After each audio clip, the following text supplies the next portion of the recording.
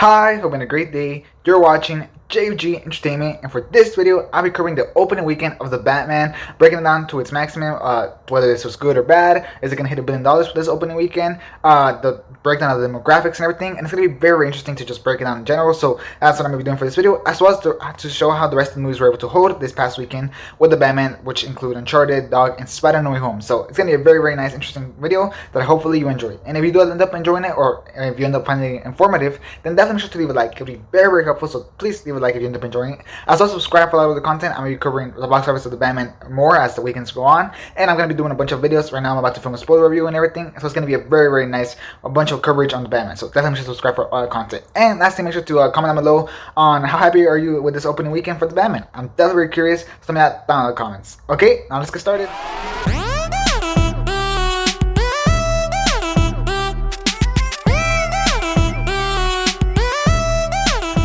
Alright, so the Batman opened with $134 million domestically, which is right around my prediction for the last weekend, whenever I predicted that the movie was going to open at around 125, probably a little bit over, or maybe a little bit under, and it's basically right around there, 134 to 125, it's basically the same spot, so I'm really happy about that. Let's go, I was right, so I was really, really close, I was like this close, so that's great. And this opening weekend actually pretty good for the Batman, especially since it's just the second opening weekend to be over $100 million, which is crazy in the pandemic. It's only the second week to do this. Spider-Man: No Way Home was obviously the first one, and this was the second one. So that's crazy. We're starting to see recurring patterns for the movies, which is great, especially for big blockbusters. We're starting to see them recover. So that's awesome. I'm very happy with that. It's definitely a good opening weekend. It's not mind-blowing by any chance. It is on par with 2016's The Suicide Squad movie that came out, and on par with the first day of Spider-Man: No Way Home. So as you can see, it's not mind-blowing by any means. It's not like Spider-Man: No Way Home where that was like huge, like oh my god, but it is pretty good. I definitely think that this opening weekend is really good.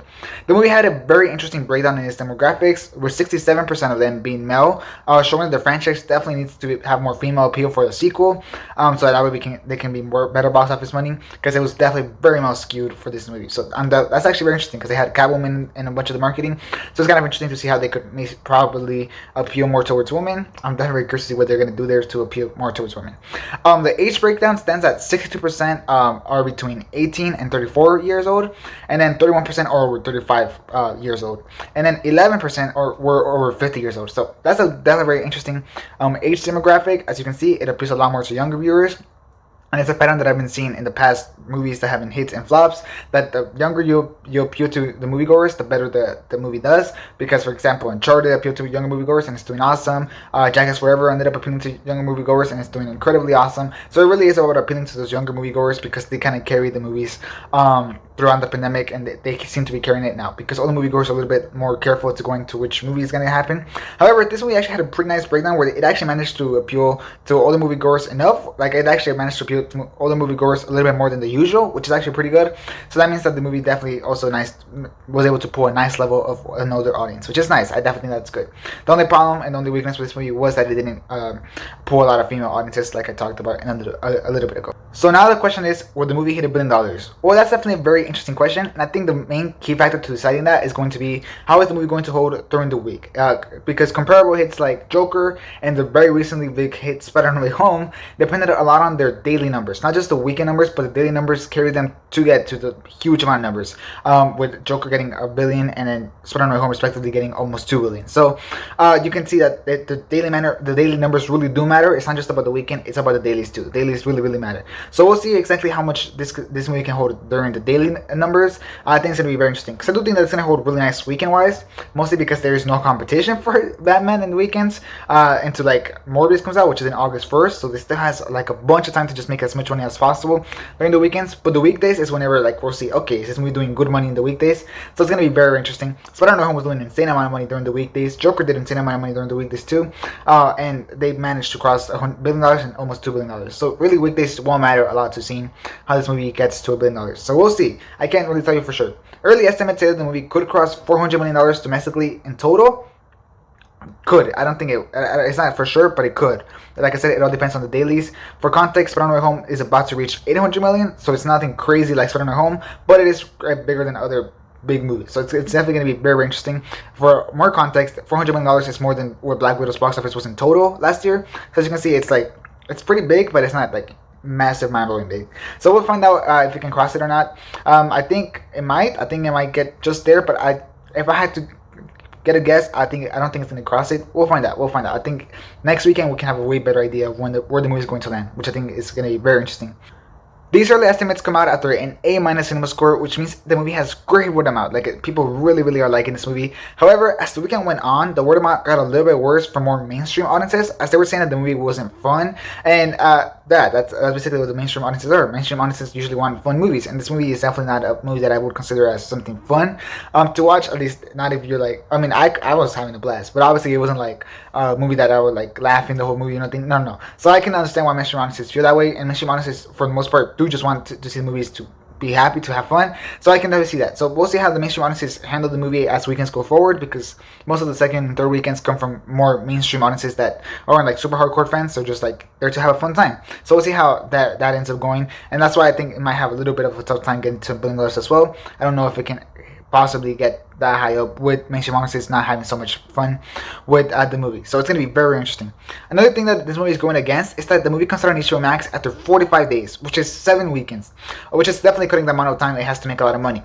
For context, Spider-Man No Way Home is still making huge money, and I think it's on the 12th weekend, which is crazy.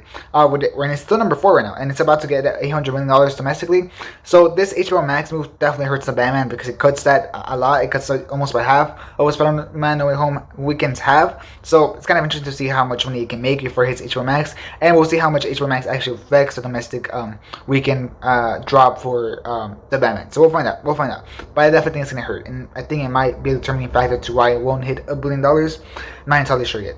Mostly because, like I said, in the bright side, the Batman isn't gonna have any competition. Like literally, it has no competition until April 1st for Morbius, and I think The Lost City comes out sometime in March, but it's not gonna be anywhere near as huge as the Batman. And Morbius is a risky play. It could be a really big hit, or it could be a really big flop. So honestly, the Batman has free time to just make as much money as possible, which is the reason why I think it has a really huge advantage.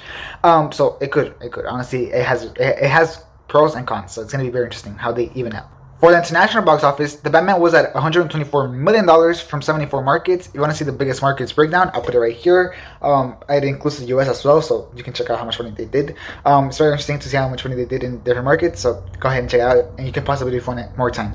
But this opening weekend is actually pretty good. It's actually a really nice opening weekend, just like domestically. It's a really nice opening weekend. It's nothing mind-blowing, like I said, but it's good. It's a really solid, good opening weekend, which is great.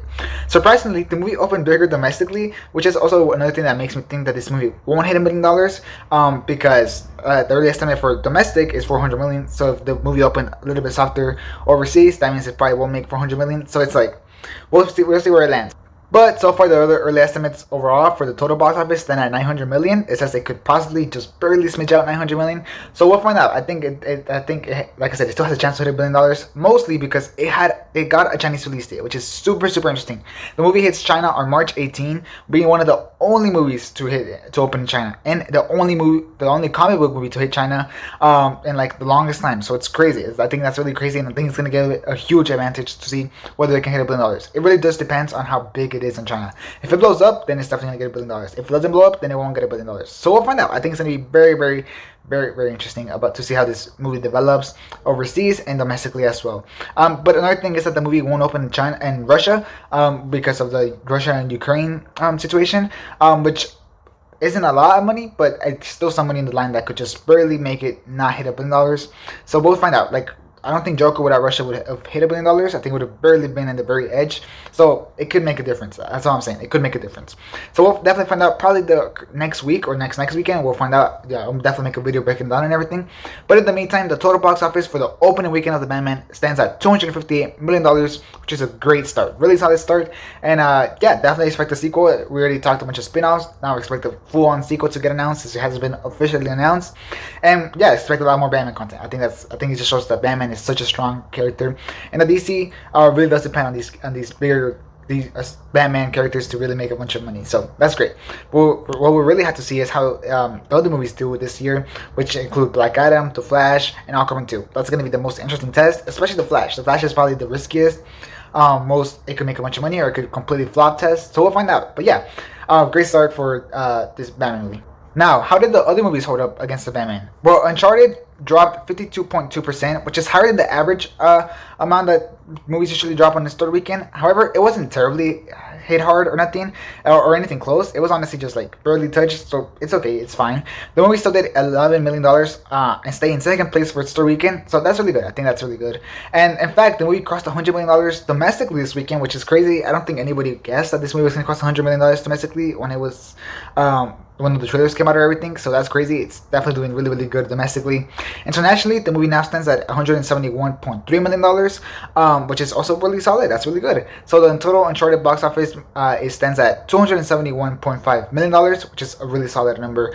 Great for Uncharted. I think Uncharted definitely expect a sequel for Uncharted as soon as possible. I think it's gonna definitely happen, so expect that for sure. An announcement will probably come out this week or next week. I think it's like a certain thing by this point.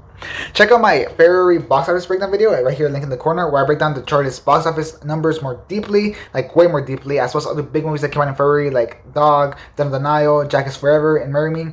I think you'll definitely find that video very interesting, so check it out. Going on to the rest of the movies, Dog dropped 40.6% this weekend, also higher than the previous weekend, meaning that the Batman did affect it. However, it was only by a little bit, and that was mostly due because it lost a bunch of screens due to the Batman, which makes sense.